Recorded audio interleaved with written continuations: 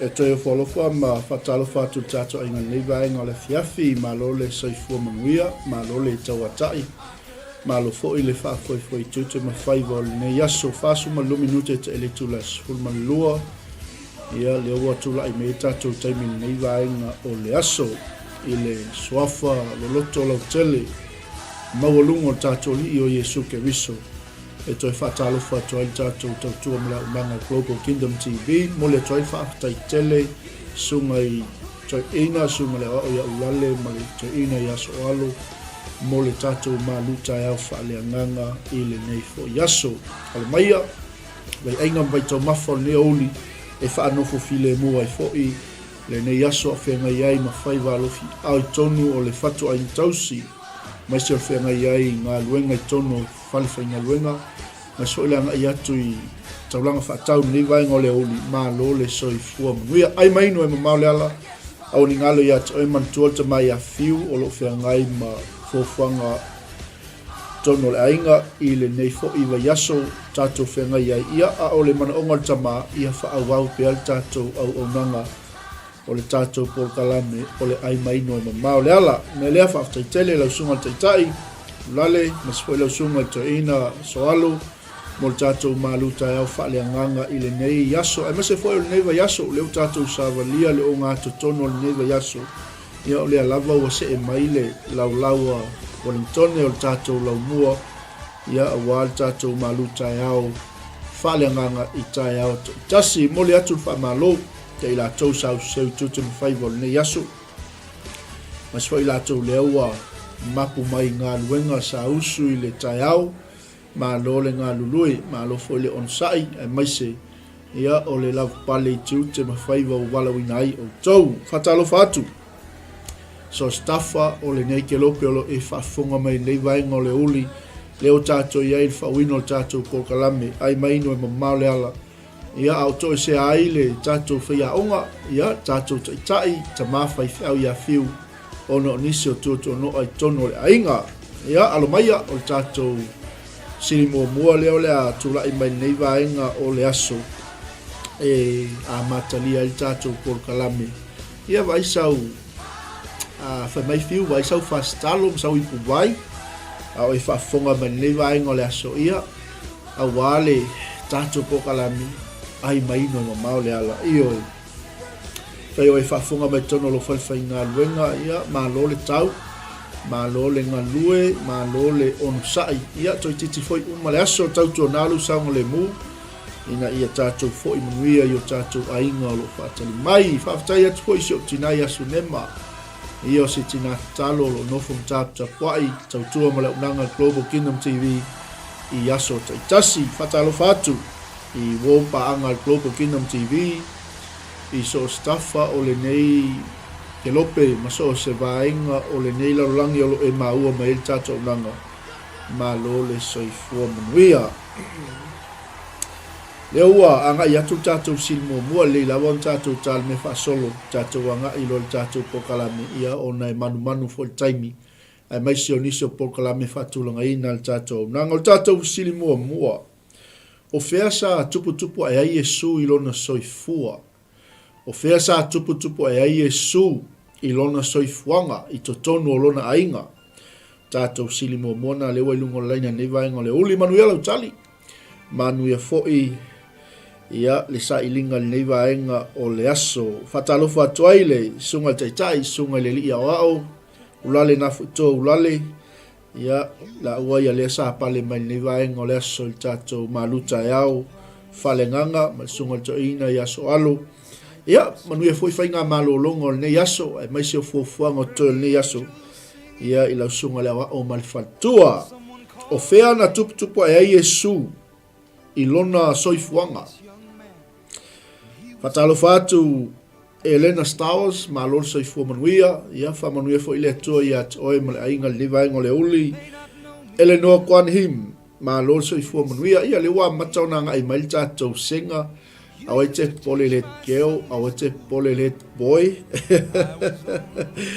Lea wa iai tatou sili mua. O fea na tupu ai Yesu. Ia o soifua mai i le soifuanga pe i ona iai.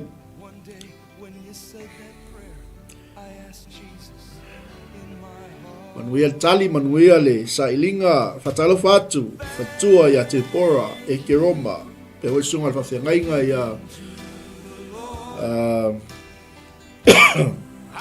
siatanga, whawhitai mafuta mai nei vaenga le oli, fatalofa atua i siap tina ia sivasa, fesola i wiki, ma lor sa i fua manuia.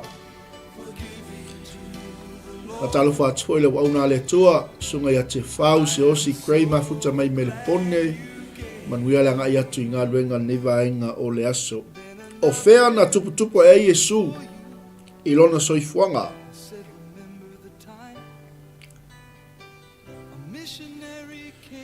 Manuia lau tali. O fea na tupu e Yesu i lona olanga.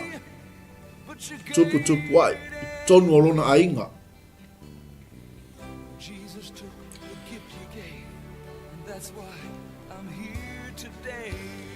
O lo sulu matango fiel la I tonu o au kilani sa nei melo yele ofisa tu tonu o tato tau mla unanga Global Kingdom TV ile matango fie silsil ese o le tu e tal tonunga o lo fa pena o na sulu atu fo ile malama o le matango fie o le tu I lo maota mo lo lawa ile nei vaenga o le aso maltali le o mo mai te fau Nasareta.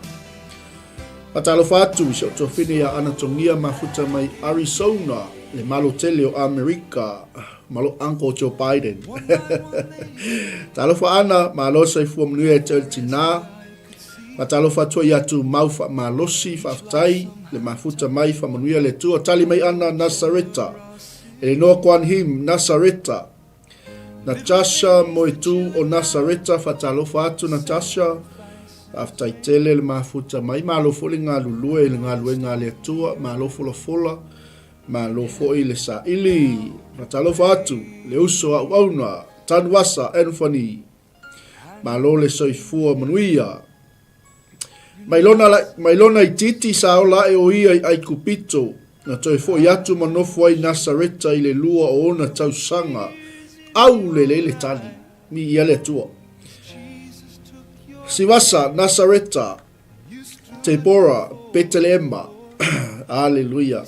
Ia mosil fia tatou senga ia ole mana onga leo sio tatou tamata ita ia fiu ia faawau pe tatou senga pe le avanoa ia yai pe ale au fainga luenga I faawawina tatou por kalamen nei ole ai mainu e mamau le ala. Ia fatu mawina pe ale matango fie malevi ingo le tua ile nei fo I por kalame ia tonu leo tali tatou sili ia mana ia full tali a Anthony matango fie le manino male au le leo tali tatou sili o Nasareta ia le tua o le tatou sili so ai o ai le ana no foi uro I kataia ma ngai atu I le nuu e nate le iloa o ai le ana no foi uro I kataia ma ngai atu I le nuu nate le iloa ma lo faftai atalofa atua sio to finele ya sisi mane faftai mafuta mai alofa tele atu mo oi mal no foalo malo foi le on sai tute manga luenga ole ne yaso anatongia ole tama le fato tua Abramo Anthony Abramo ia mua mai lava sio tina ya sivasa Abramo ia te pora Abramo te fau Abramo au le leitali nei vai ngole aso malo foi le tali sili malo le sue malo foi le tau mafai o ai le ana no foi uro I kaltaia ma ngai atu le nuu nate le iloa ele no kwan him Abramo ai mainu e mamau le ala Ewa mai atu tatou maluta yao fale nganga ia le tatou anga I mai vai ai ngole oli ia lo movinga ele se mea mamafa o mea mama fa mai fiu fa stalo o fa fai ia msinga I puwai Hallelujah. Praise the Lord. malo le tali. Mua mai lava Sivasa Abrahamo, Anatongia Abrahamo, Anthony Abrahamo, Te Bora Abrahamo, Te Afau Abrahamo, Eleanor Kwanhim Abrahamo, ua tali tatou sili o le tamā o Abrahamo. Malo le tali, malo fo le soisue, o le tatou sili. O feo mea nei na mua tupu, o le oti o apelu, po o le lolo. O fea o mea nei na mua tupu, o le fasiotio o apelu, po o le lolo, manuia lau tali. Malo fo i le, on sa i lava yaso tona yatu, le aso fa pito nai whanau, ia, whaftai fai mea le lei, whaftai lau tō titi whaitama, wā le tāpena ina o le aso whapitoa mō nai whanau. Tali mai Anthony, o le oti o apelu. Anatongia apelu.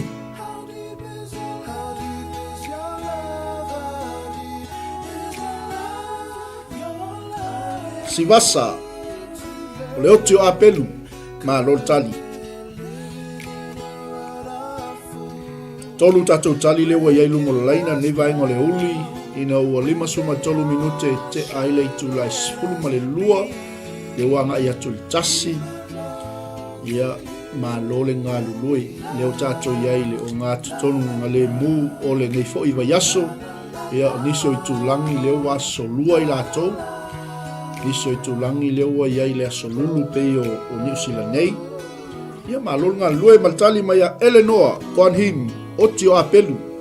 Tutusa umatali e whai o iai lungololaina. O whea mea, o mea neina mua. O le oti o apelu po o le lolo. Anthony, o le oti o apelu. Anna, o le oti o apelu. Sivasa, oti o apelu. Eleanor, oti o apelu. Salo peto tasi tatou tali. Tatou se e fo i lea i lesi a tatou fesili.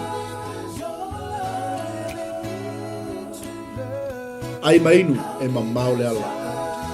E ai mainu whale anganga a.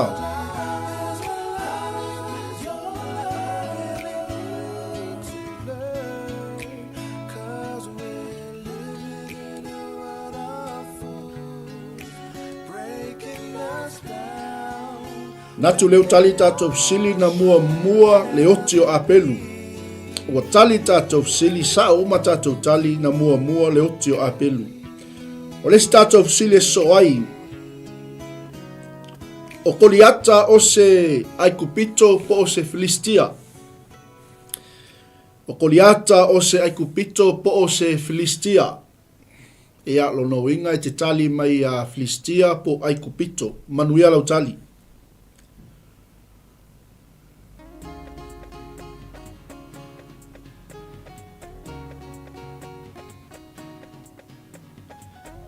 Tali mai le tamaititi lea mai Paleona, Anthony Filistia. Tali mai Sivasa Filistia, Anatongia Filistia. Sisi imane Filistia, ma lole tali oka, ma ngai o le lisi. Te Bora Filistia. Esel popoto nei wasenga son sa o leifiu. Te Afau Filistia. Eleanor Kwanhim, Filistia. Te tasi tatou tali. O koliata o se Aikupito po o se Filistia. Mana ia foi. Ia ilo ele leo whalongo. Ia. Mātango fie tali. Tali mai lo Matasha o Filistia. Ua tali tatou sili. O koliata ole Filistia. Ia stoina nau koliata a. Amene. Lesa tatou sili. O fea o mea neina mua tupu. O leo ese mai o le nuu mai Aikupito. Po o le whatoi laloina o pao Jericho. O fea o mea neina mua tupu. O leo ese mai o le nuu mai Aikupito. Po o le whaatoi laloina o pao Jericho. Ai mainu e mamau le ala.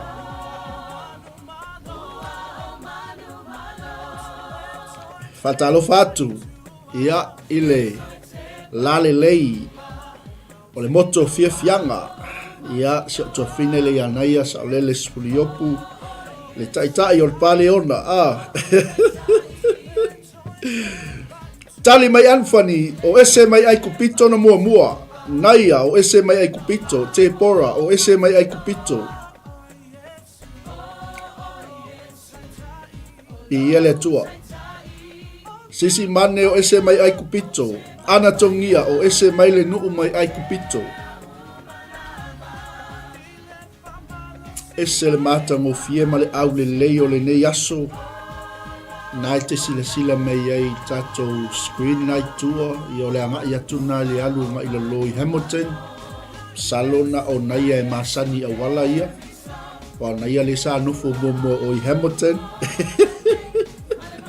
Ele no kwani him o ese mai le nuu mai ai kupito. Sivasa o ese mai ai kupito. Ia na o le anga i atuna e alu nga i Hamilton. Mea lo iaile taulanga whaatau o Hamilton. Ia manisi o tangata nuu o si o tātou atu nuu o lo o alala mpapa awai i nai Hamilton. Naia taunai toi foi mai mena e whanau ai. O atali tātou sili na mua o ese mai le nuu mai ai kupito.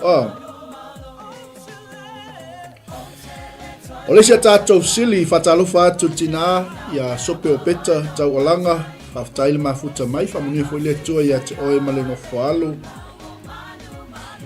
O lesia tātou sili e fia tau sanga o leonge leana profesai ai ia tama leo Josefa ia Farao manuia lautali.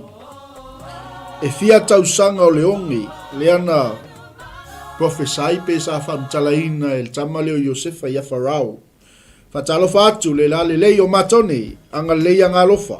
Ma lo se fu manuia.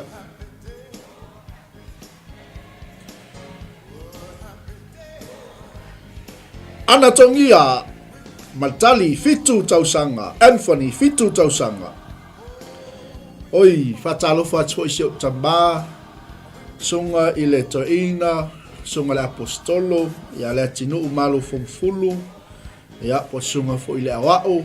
Faftail ma futa mai. Ia Fele te mafuta mai ai. Fe mai fiu. O lo te wawa ai atu tangata lea peia le e mafuta mai oi tafuna.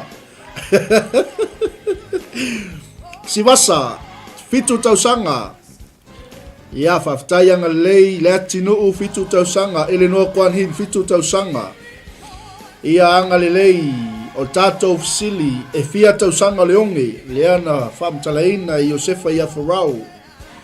Te pora e fitu, te mukisa whatalofa atu Christchurch, Maltali e fitu tausanga whatalofa atu hoi a matau aina, mahalosa i fuamanuia. Naia e fitu e tutusam tausanga au nai elda i a inga o lana tautonga au boi.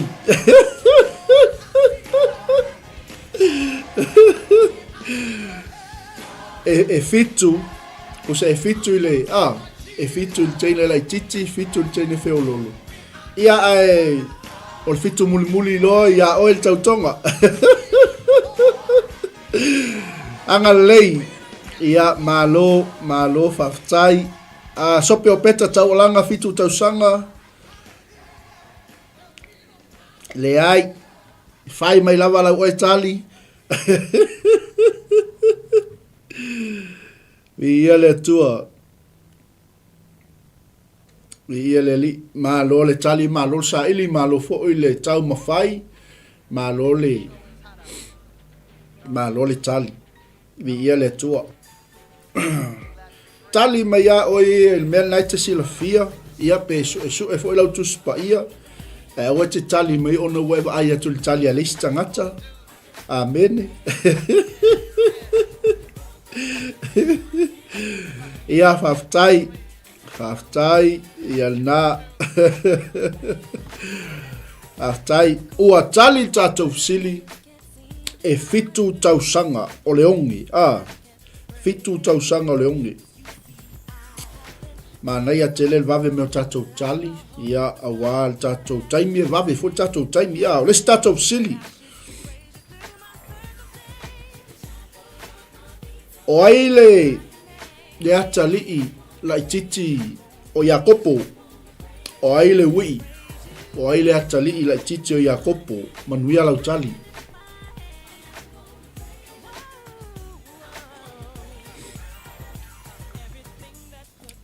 Fatalofa atu foi le uso ia whapaia Iosefa, whaftai mafuta mai, malo foi wha malosi le tausanga, ni ia le tua.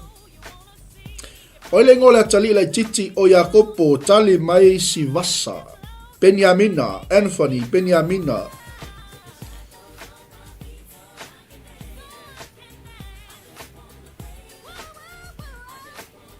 Naia, Benjamina, fatalofa atu ia Karen Mangeo, whaftai mafuta mai, whamanuia le tua le nei aso, pa ia, Benjamina, Ulalia, le ala manua, Benjamina, fatalofa atu, whaftai Ulalia, Anatongia, Benjamina, Temukisa, Benjamina, Sope Opeta, Benjamina, le atinuu, Benjamina, fatalofa atu si otofine ia onge, whaftai mafuta mai malo fole ngā lulue fina ngalo le lii, Tepora, Benjamina, Tia Fau, o Benjamina Mike, Eleanor Kwan Him, Benjamina, onge, Benjamina, na tali mai lo malali leo matone o le atali i mosi o Jacob o Pain, oka o kai soli, ulawa vale mai foli wasena wale ise whaia onga, ia whamanuia le tua il whenga i mga luenga nei aso whapaia te oe leuso ma lone on sa inga luenga ua tali tatou sili o le tamai titi au le leile nei o Benjamina le atali lai titi o le pele al to ina o Iakopo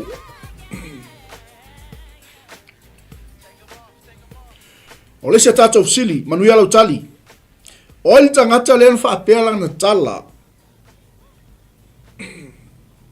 e te whaale tonu i manatu e lua se i awhia.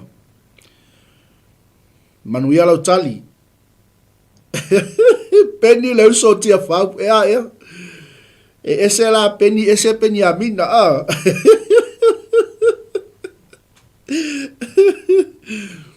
Oile tangata le whaapea na tala e te whaale tonu i manatu e lua se i awhia. Manuia lau tali. Malo foi le su'e, malo foi le sua whaatamali'i.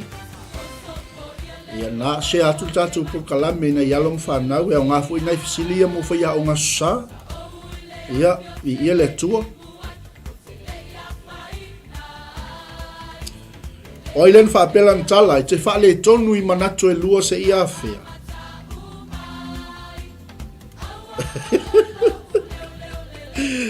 Anatongia matali o Iakopo malo tali. Amen. Praise the Lord. Ai mainu e mamau le ala au ne ngalo ia te oe mana tua tama ia fiu lau tatalo ia whiangai o ia ma tutonoa whale ainga o iai o ia i motele i salafai i ia le lii ia na whaalava lo ia siwa pēa le eise tali. Nai a upu aro anko Iakopo. Sivasa Elia.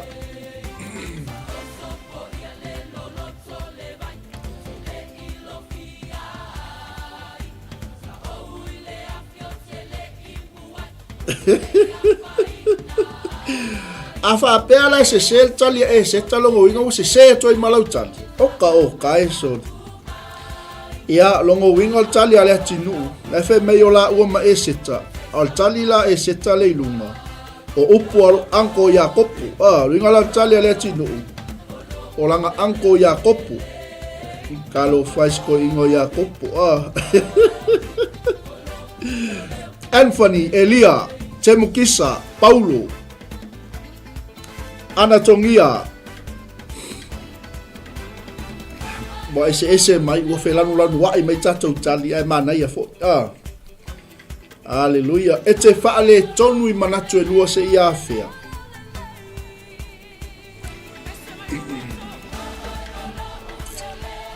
Amene.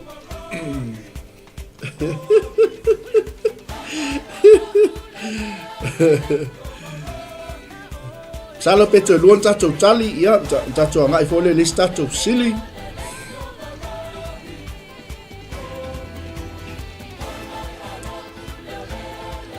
To tali mai na ia. O upo alo para la chicho e lia ia aura.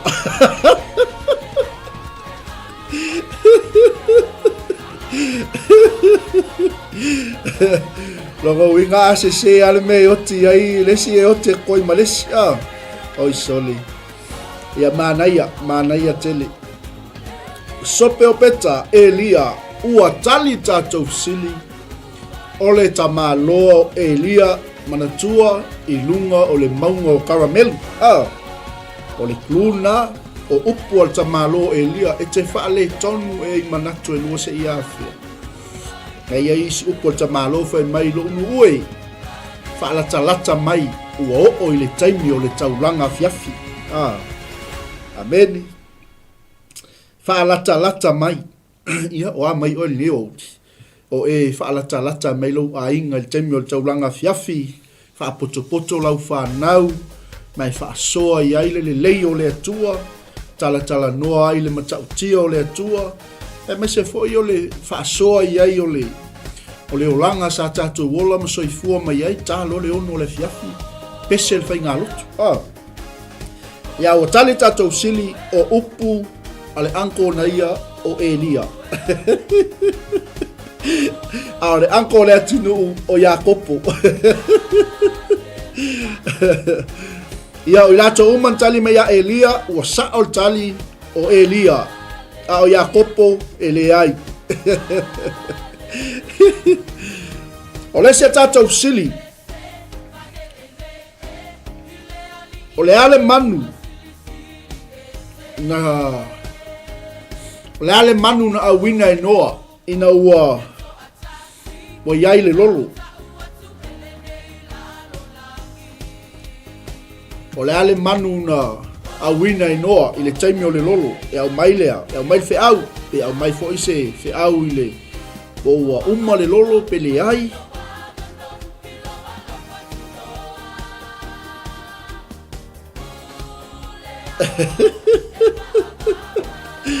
Malo faftai le tinu se ta maso lo misia se uso so ya awe te pole ya o lo ya mose mala perfecta ya tali mai Karen ya mo mai te pora le ya la mata tu tangata na mo mai nei te ua alu se tangata pe le alu ale manu le toi foi mai pe le alu le o river ya Tepora o river Karen o river Naya o river Anthony o river Anatonia o river Ulalia o river Sope o peta o river Sivasa o river Temukisa o river Naya na tuli le o river ai alu atu alu i vailo.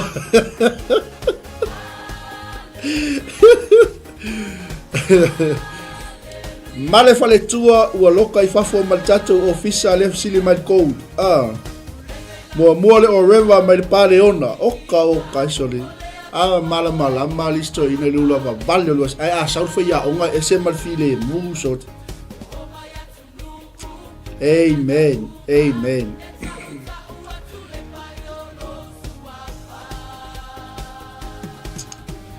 Lema se tali ese tali mai tia fau o le iau o le o river oka iso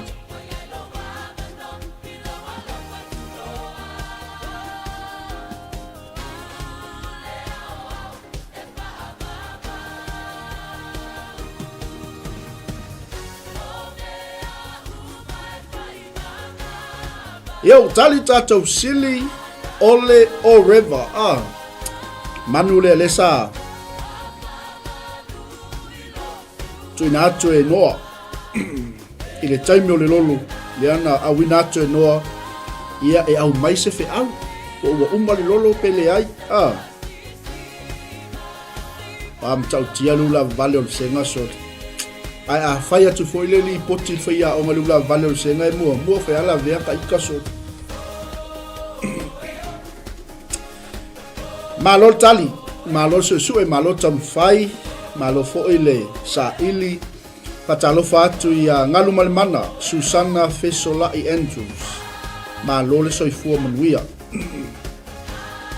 le lopo fe me ile ke ale woula vale mel senga tema ia sawia woula vale senga oia na upuia a malo wa inga ma tote au na ile li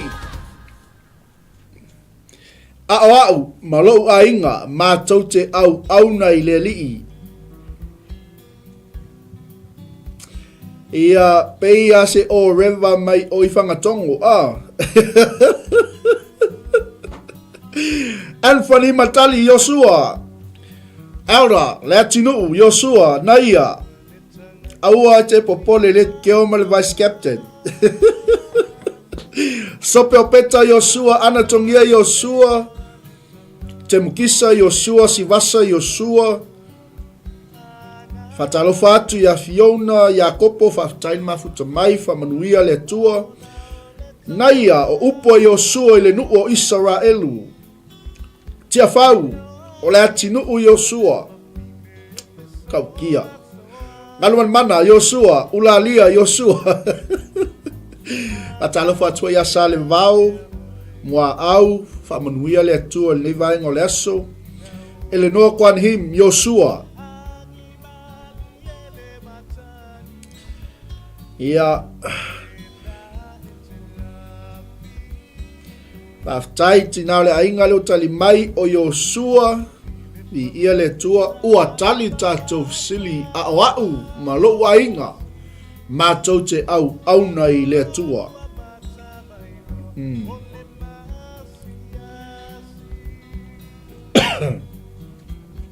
o le sia tatou sili o fele nu le ana fale ngaina ile malaia ile afi mai le langi o fele nu le nga fale ngaina ile afi mai le langi ia ma meo mo ma afi na pa u mai le langi manuia lau tali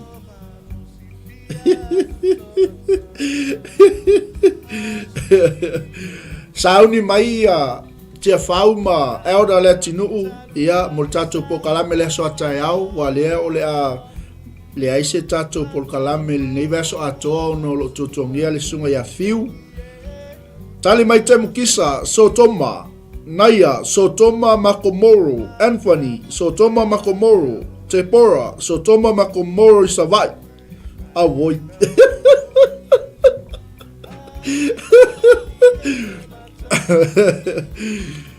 ia sisi mane Sotoma Makomoro Meleane Jerry faftail mafuta mai famnuele tuet male ainga Sotoma Makomoro Anatongia Sotoma Makomoro Fiona Sotoma Nganuman mana Sotoma Makomoro Tiafau Sotoma Makomoro Ulalia Sotoma Makomoro ia Salevau ma lole tali Sotoma Makomoro Latino Sotoma Makomoro ila pa peia tauna susungu malpa leona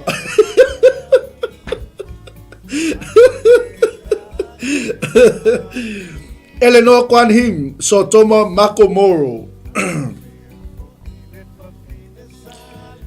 Patalo fatu ia ile class captain o tatou senga le wa pale mai tatou au nanga ngalo en se misi se peti fatalo fatu tina ya ngalo ni vai ngoleso ma lole soifua manuia maltali i maya sivasa Sotoma Makomoro ua tali tatou sili le nuu na whaalanga ina i le afi mai le langi ona ole angasala ma le tuina nau o Sotoma Makomoro i Savai fai mai ai te pora le ki o a mu ali si o matou nu o sale aula ali sa o la fa tu ya te por ali o so toma mako moro isa wa ia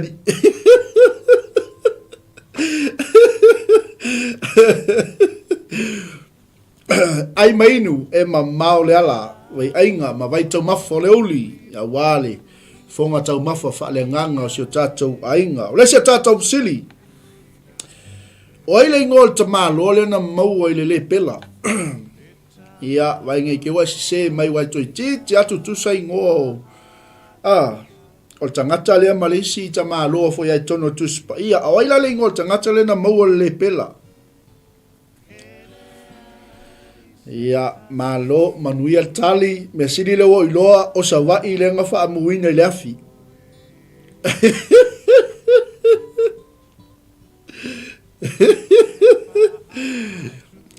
tali mai si wasa na manu te pora kiasi ya ana tongia na manu ngalo en semisi sepeti na manu meleane cherry yopu ngalu male mana na manu oka kwa kele ni le ule pela tono tuspa ia Anthony na manu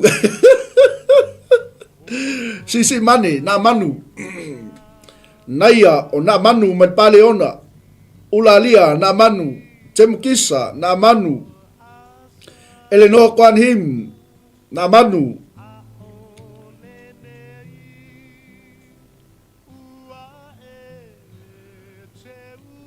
malo tali malo su e malo tam fai awal tau fa se o elea aura awal tau fa se nei te wasi se atuai masitali nei au na manu makiasi ia na matango fie ma aule le tali tia fau na manu makiasi wo koko ya malo mana ya tali to tasi stato tali ai mai nu e mamau le ala ya salo pe toi ya toi los ful minuto le toi tato unanga toi tato e alu al taimi o fiu tasi ale tu la po kalame fiu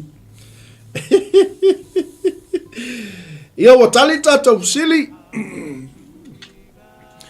ia o tangata leo na manu ia e whaapea fo i makiasi o lesi a tatou sili manuia lau tali o iau o i tia whauma e seta maua le pela ia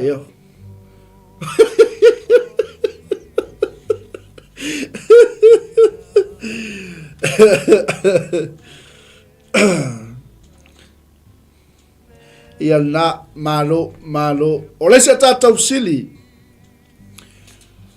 o aingo so o Yesu e a mata o malato ingoa ile i o ile ingo Yesu o ingo e so o tolo Yesu e a mata o malato ingoa ile i a e i vai foi ngai ke wa sause ingoa a maka se u po se ti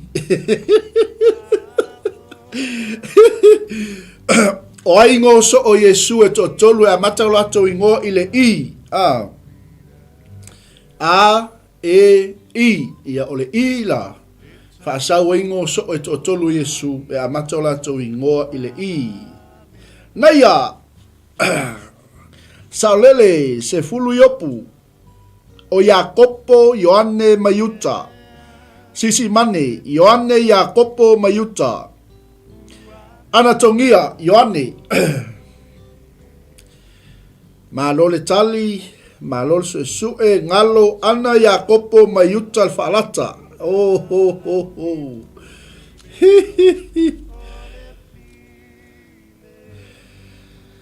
temkisa Yakopo Yuta Yohane ngalu malemana Yakopo Yohane Yuta tia fau Yohane Yuta Yohane Yuta mafalinga maisili o le a ave o mai ngole au la vale ia fiu pe a sau fiu verse 4.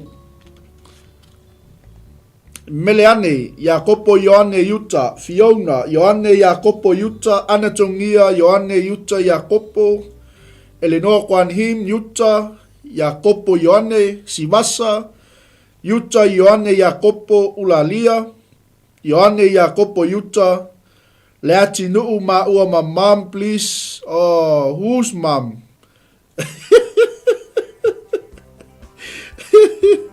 Tasha, Jakopo, Ioane, Yuta. Tepora, Ioane, Yuta, Jakopo. Ngalo, ia Salevao, Jakopo, Yuta, ma Ioane. Oh. Ese sole, bele o te lego aliwa senga. Ula mawali, ai ese le ata mamai. Ese le ata mamai o le senga.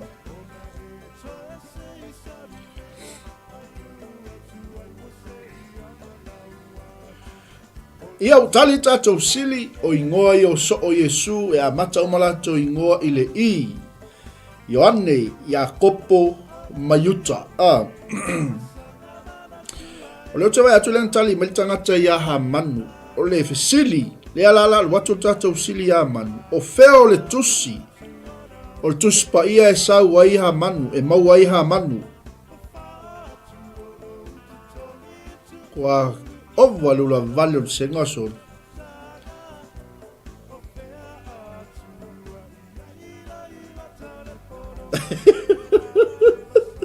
Ele leia le ula vale asal kopi, te mukisa. Mau al tusia e seta, Sivasa.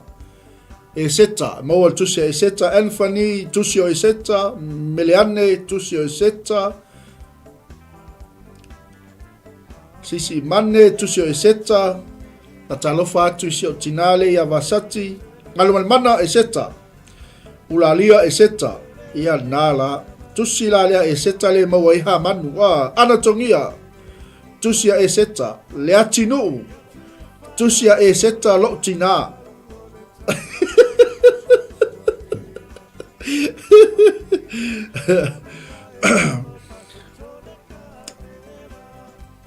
O lo apu yese tu ya tua. Fatal. Malo le malanga manuia la sunga fa fengainga. Malo foile so fu manuia le vai ngoleso. Eleanor e seta. Ngalo tusi le na e yai le tala ya mo te kai ma e seta. Tia fau e seta le tusi mai faleata oka e soli. Eleanor e seta ua tali tatou sili e maua i le tusi o e seta.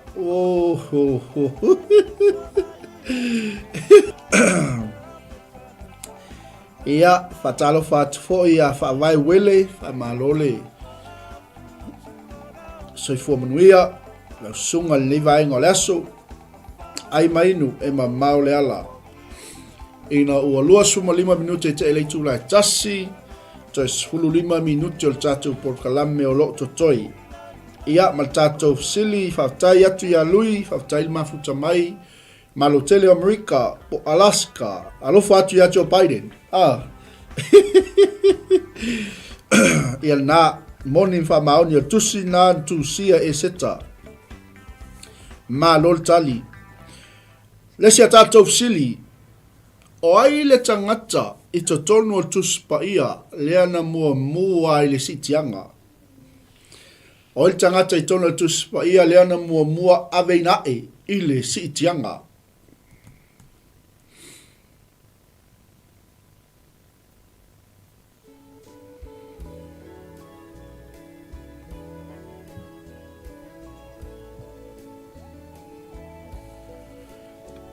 Mua mai Christchurch, temu kisa, Malitali o Enoka, Sivasa, Enoka. Ai mainu e mamau le ala, ma lol tali. Naya o Enoka, Tepora, Elia, tamalor matonuu. Latinuu Enoka, Tiafau Enoka. Anatongia Enoka, Ngalumalimana Enoka. Meleane Enoka. Fa vai wele e noka. Eleanor Kwan Hin e noka. Ulalia e noka. Vi ia le atua malo le tali, malo le sue, malo le tau mawhai. Vei ainga ma vai tau mawha o le uli. Ai mainu e mamao le ala. Ua tali tātou sili o le tangata lea na mua aveina e le sitianga pe na mua aveina e le langi. O le toina ko e noka mai le pale ona. Ai mainu e mamao le ala. O le sia tātou sili.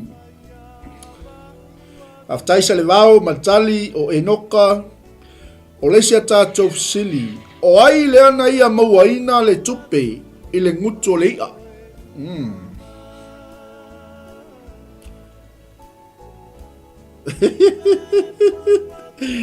Manuia lau tali. Peto e whalau tele atu sili. O ai le soo. Le ana ia mauaina le tupe i le nguto le ia. Oh.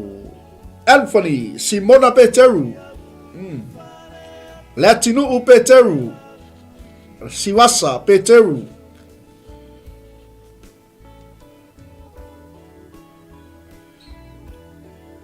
Temukisa Peteru.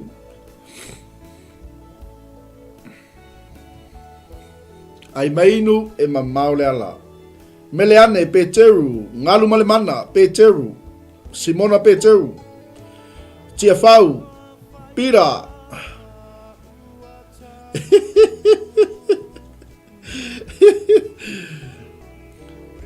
Salevao Peteru, Fa'avai Peteru, Naia Peteru, Ulalia Peteru, Patalofa atu se tinale a Miliama Simaika, Malor se Fuamanuia.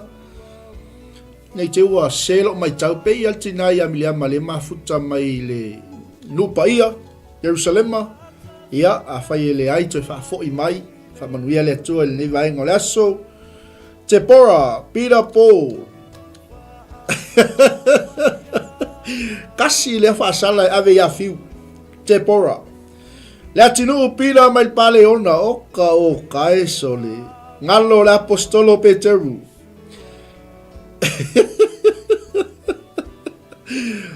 Tali mai ulale o le atinu umalo fom fulu na ia mawaina le tupe i le nguto le ia. Oh, ea li. Mau al to ina le auro. Ai mai no e mamau le ala. Fatalo fatu le uso au ona ia fa'afowina Tanielu ma futa mai papa toi i le nei vaenga o le aso. Ia o tali tātou sili le ei maseise ese se tali ua tali tātou sili o le tamaloa o Peteru.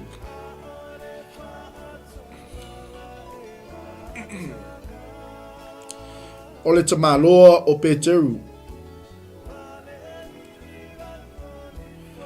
Ia o le sia tātou sili, ia whaftai ana, mānai al tali, au le lei tali, Simona Peteru. Msalo peto e lua tolun tātou sili, ia o tātou whamawai, ma whātou whailea i le nei vaenga o le aso. O le sia tātou sili. O ingoa o uso Abraamu. O ingoa o uso Abraamu, manuia lau tali.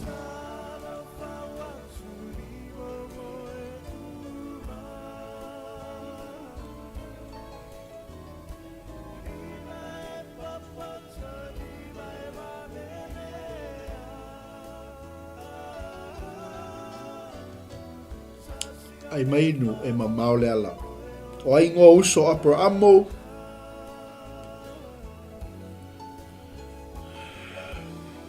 Meleane Arona.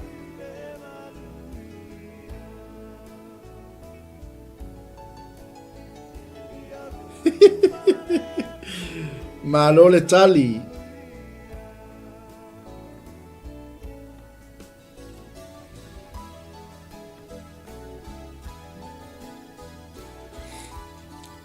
Praise the Lord. Hallelujah. Ia nau tātou o atui America Samoa. Ai te sila mai lunga tātou screen. Le lalelei o America Samoa. tali mai na ia o nā kori ma akana ngalo nā kori ma harana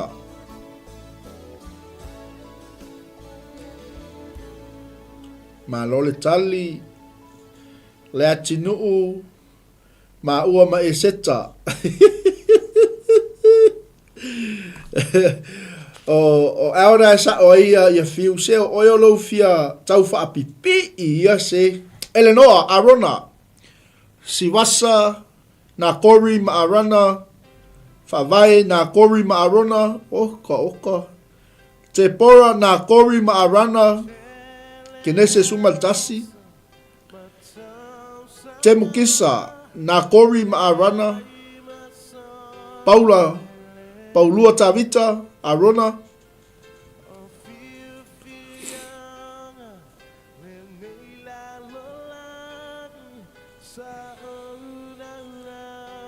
Ana tongia na kori ma arana ai mainu e ma mao le ala sala peto e tasi stato tali ion tato malo lole le vaenga o le aso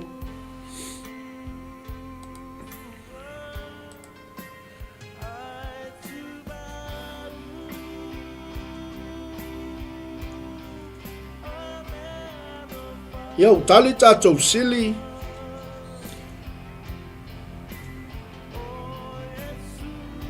o tali tatou sili se o toi tilo to al tali le na lona lua mai ona le ese mai tatou tali ia le ala o le tali o tatou sili le ana tali mai ai ngalo o na kori maharana o uso ia o apera amo ma lo tali Malo fafowina, malo saifua manuia. O lesia tatou sili, o fea le nuu, na tusi mai ai e le apostolo Ioane, le tusi o whalinga. Manuia lau tali.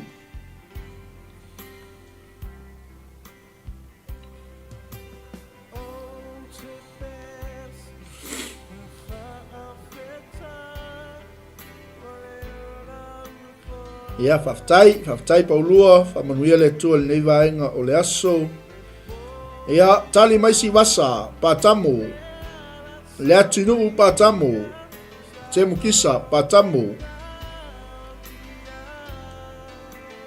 Naia o le moto pātamo, whawai wele pātamo, te mukisa pātamo. Ia biliama smaika pātamo, te pora,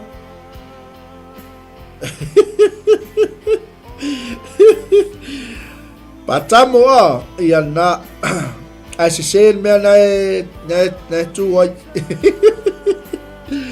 ele no patamo Paulua Tavita patamo ngalo moto patamo fafowina patamo masala mumu sanapu oka eson ia ua tali tatou sili ana tongia patamo tia fau paleona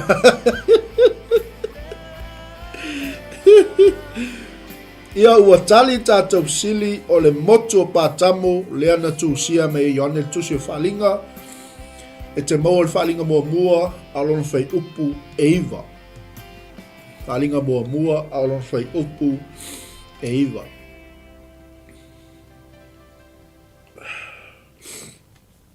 ia na o le motu tu fua patamo sa tu iai ma le apostolo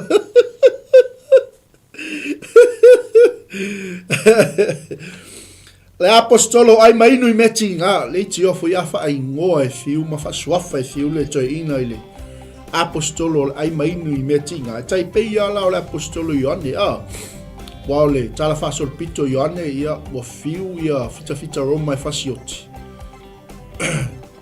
ma ama pera fo ia a Roma il nava i tau fasioti tama lo ele oti l'apostolo mai na lafo i totonu o le mo le ulo vai vela ele oti l'apostolo a velo i ole moto patamo e vatuinga lea na iloa ia le apostolo faalinga ma ia tusi mai ai le tusi o faalinga ia aile ia ila se le atilo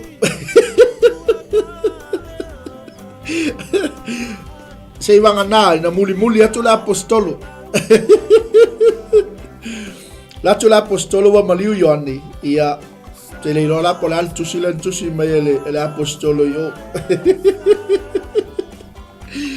ai mainu e mamao le ala ia whaftai ana tongia whamanuia fo i le tō nei vaenga o le afiafi. Aleluia. O le sia tātou sili o ai le tangata matua il tuspa ia mana e foi au mai mon tausanga o le tangata e sili o na matua il tuspa ia i fia tausanga na ola ai salo mo lo tātou sili lea ngai atu lo mal tātou sili muli ia on tātou wha ma vai tātou wha foi le nei vai ngole aso ia wale wha o wino le tātou au nanga whatalo whatu to ina ia soalo Yosua te lea ingo pārangi meli to ina soalo Joshua te lea ia whatalo whatu i ta mete lau mua ia leli ngalo Metusela Paulo Tavita whaftai tele lava whamanuia fo i le tua i le ngatu i le whai ungol ne yaso tali mai Anthony Metusela iwa ono iwa tausanga Metusela iwa ono iwa tausanga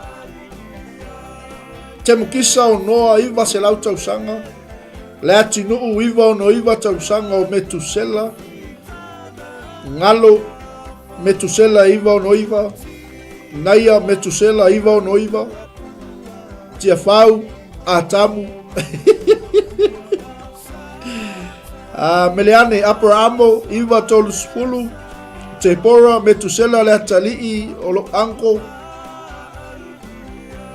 siwasa Metusela iwa ono iwa malo tali malo sue fawai wele o noa faftai sisi mane faftai le tofine famunia le tua i le nei aso le atinu o tia fau e afe tausanga o iau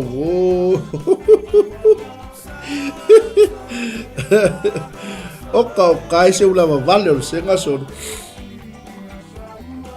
salo peto luan tatou tali i on tatou wanga i lo lea i le tatou fesili muli i le nei aso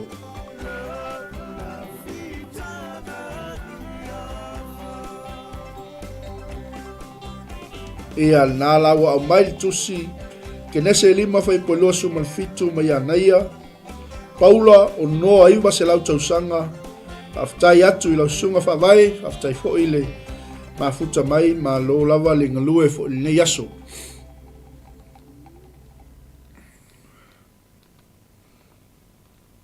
Aleluia ia ua tali tatou sili ia o le tangata le pito sili o na matua i tono tuspa ia le antali mai el tatou ainga o Metusela e iwa ono tausanga iwa se lau ono iwa ia o le atali i fo i leo tamalo leo Enoka le atali i o Enoka le asa aveina e ile langi ia o tatou sili muli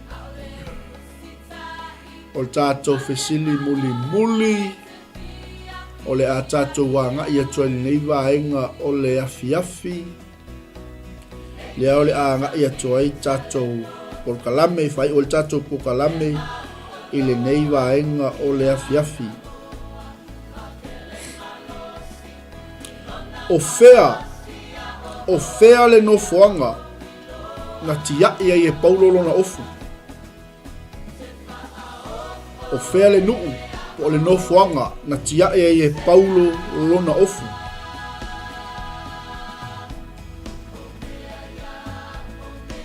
manuia lau tali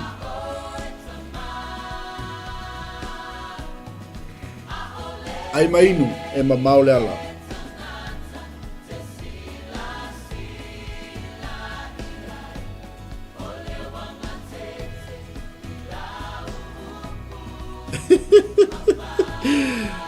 Tia fau e afe tausanga ma le wala au e tasi ave loa o ia woi ea. Ia.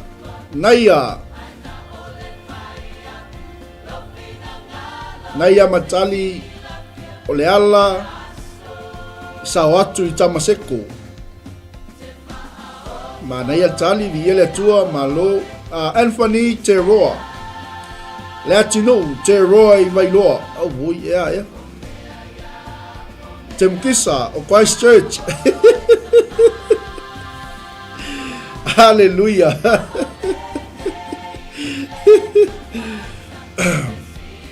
Ai mainu e mamao le ala. O fea na tiai ai e Paulo lona ofu. Polana ofu tala loa. Ngalo te roa. Naia o te roa I whanga I mai tafuna.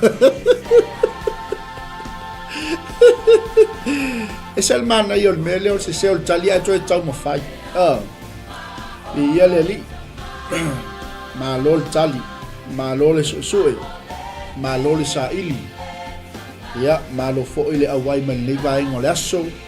Ia o le fai unga fo ile o tatou por kalame ai mainu e mamao le ala. Tali mai te pora o te roa I sa ai. Ea. Paulua tawita te roa. Te fau te roa mai pango. Oia woi. Ia o le ua lisi umai lalo ingo o le aula vali. O le a ave uma le lisi le ia pasta fiu. Ia a wal tatou lau ngā tongi fai ungo tausanga. Le atinua sa le kopi.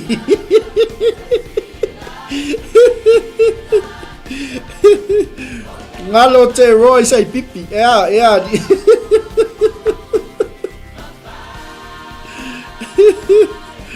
Hallelujah. Ia mole atu le. Ua tali tatou sili. O te roa. O te roa le ana tia ia e Paulo lona ofu ia naua a mai fo tusi. Vi ia le lii. Whamanuia tele le tua ia te o niwa ingo le aso. Tau mawhai atu lava ia a wale soina pe o tatou pokalame pe i ona whasohom tufa atu ia o le mana onga lava leo le tamai a fiu. Ina ia awane I misi tatou pokalame. Ia le mea lea tatou ainga. Ia sauni ta pena a so ta ia tu fo te sauni mai fa tatou pokalame.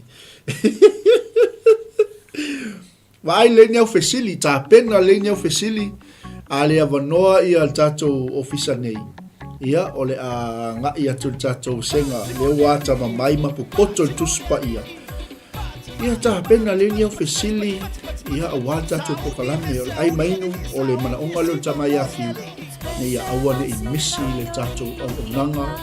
Pai ainga mawai tau mafo le uni. Ia a wal tatou savalinga, whaale nganga e mamao le ala. Mai a tau nei, ia e whaatou ni vai ngā le aso. O tatou pokalame le mulu mai. O le tatou manai o le manawa ngā luenga tali tu la wha. Ia o miso mai foi leo tatou. O le ale esi tatou taulanga fiafi o no le tatou ngia tamai a fiu I ona so mai foi leo tatou pokalame o le lau ai al tupu. O lo o tāpena ina e sunga I whawhiangainga. Ia misa mai sunga I whawhiangainga ia whanuu. Ia I vai asu taitasi. A wale so ina mea tatou pokalame ma le aso mfua. Le tatou avina mai e le sunga I taitai po le sunga le awao ia ulale. Ma le to ina ia so alu. A wale tatou lao ai al tupu. E malo whaaftaile a wai mai, whaaftai fo I mo le whaasoina o tatou pokalame, share atu tatou pokalame. Ia mata pena le nea fisili nei te ua wala au watu le whaia ongo. Te wala au watu le pule o tatou pokalame e te saunia tatou pokalame. Ia a leoa e lava ta pena. Ma lava ta oso ia wale whainga o tatou fisili. Pe te sau foi nei, pe te suma foi nei tatou ofisa. E whai atu e tatou pokalame. Mole atu le ngang whaaftai tele.